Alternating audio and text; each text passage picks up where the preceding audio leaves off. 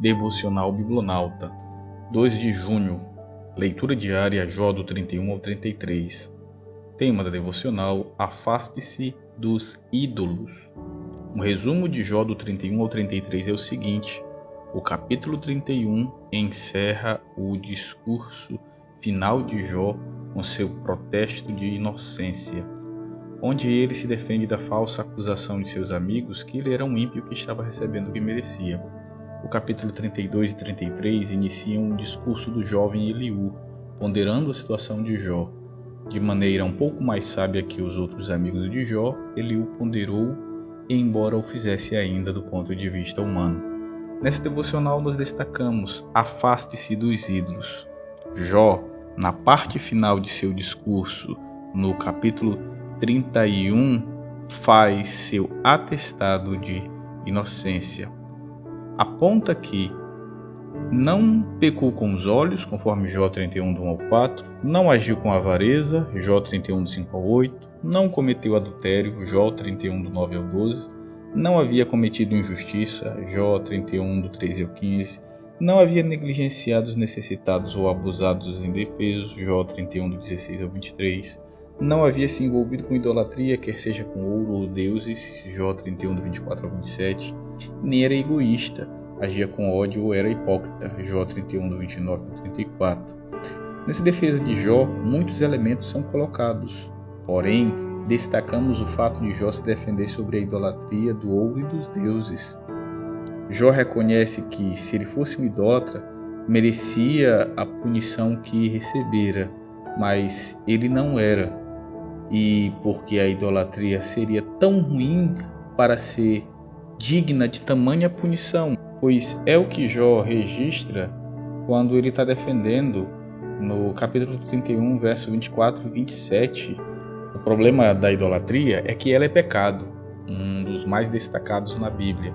Basicamente, idolatria significa cultuar a ídolos, cultuar ou adorar algo ou alguém, visível ou invisível, material ou imaterial, concreto ou abstrato, que não sejam o Senhor.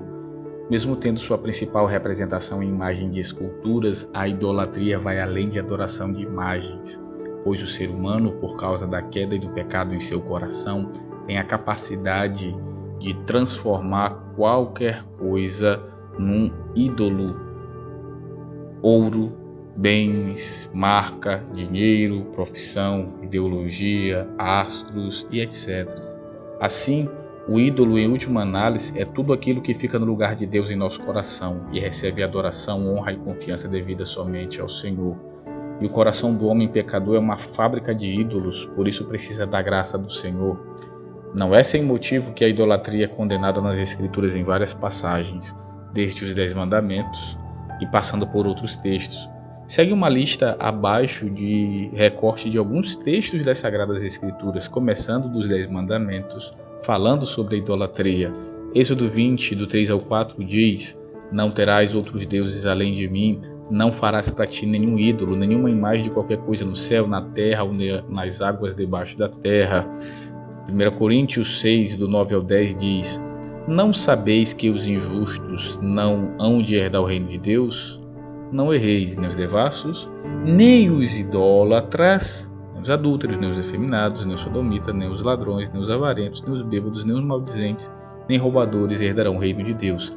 Claramente o apóstolo Paulo, na lista daqueles que não herdarão o reino de Deus, dá também a ênfase na idolatria.